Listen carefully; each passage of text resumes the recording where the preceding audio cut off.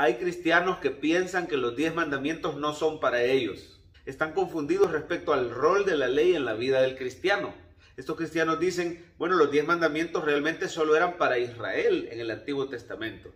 Y hoy en el Nuevo Testamento, como ya creemos en Jesús, ya no es necesario para nada los 10 mandamientos ni la ley. Pero Jesús dice, no piensen que he venido a abrogar la ley, sino que he venido a cumplir la ley. Lo dice en su Sermón del Monte.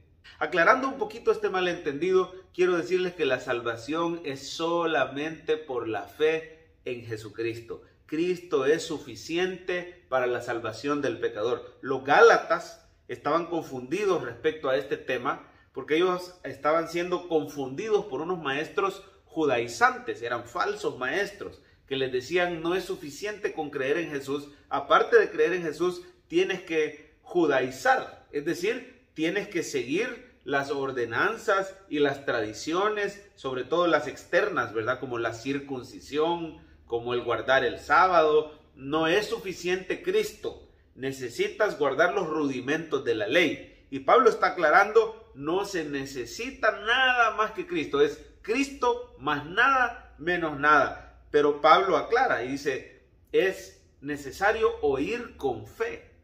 Y sabemos que la fe verdadera, la fe genuina, es una fe que obedece de corazón los mandamientos del Señor.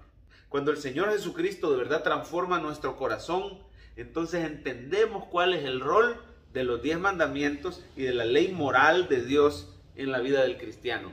Veamos entonces cuál es el rol de los 10 mandamientos en la vida del cristiano. Bueno, en primer lugar, los 10 mandamientos nos permiten conocer a Dios y nos muestran que es un Dios santo, que es un Dios que le molesta la idolatría, por ejemplo, que es un Dios que le gusta que honremos a los padres, que es un Dios que le molesta el asesinato, la mentira, el adulterio.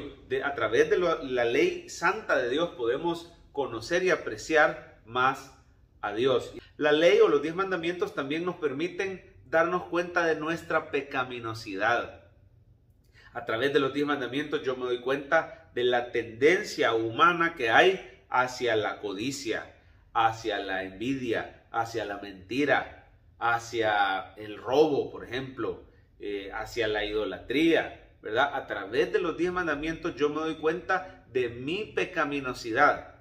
Los 10 mandamientos, dice Pablo en Gálatas 3, han sido como un ayo que nos llevó a Cristo. Un ayo es como un maestro de escuela, es como un adulto que me enseña y me toma de la mano y me lleva hacia Cristo. De manera que el rol de la ley para el cristiano es mostrarme mi incapacidad de ser salvo por mis obras y hacerme confiar solamente en Cristo, el cual sí cumplió perfectamente la ley.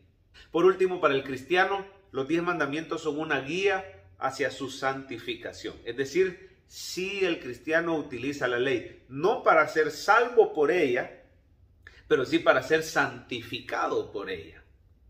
La palabra de Dios dice que la voluntad de Dios es nuestra santificación, que nos apartemos de pecado. Y esto Él lo hace a través de su Espíritu Santo en nosotros, el cual produce fruto del Espíritu, nos hace que nos parezcamos más a Jesús, pero también lo hace a través de su palabra. Exponiéndote a los mandamientos del Señor todos los días, Él te llevará de gloria en gloria y de victoria en victoria sobre nuestras luchas, sobre nuestras debilidades, sobre nuestros retos. Él se quiere glorificar en nuestra vida y necesitamos poner nuestra mirada en esa ley de Jehová que convierte el alma, en ese testimonio fiel que hace sabio al sencillo. La palabra de Dios es poderosa. La falla no estaba en la ley, la falla estaba en el ser humano cuyo pecado e incapacidad le hacían imposible ser salvo por la ley. Pero Cristo vino para que tengamos vida, para que tengamos salvación y para darnos al Espíritu Santo, el cual nos capacita ahora para cumplir la ley por amor. Los 10 mandamientos sí son para el cristiano, le muestran su necesidad de Cristo y son una guía a su santificación.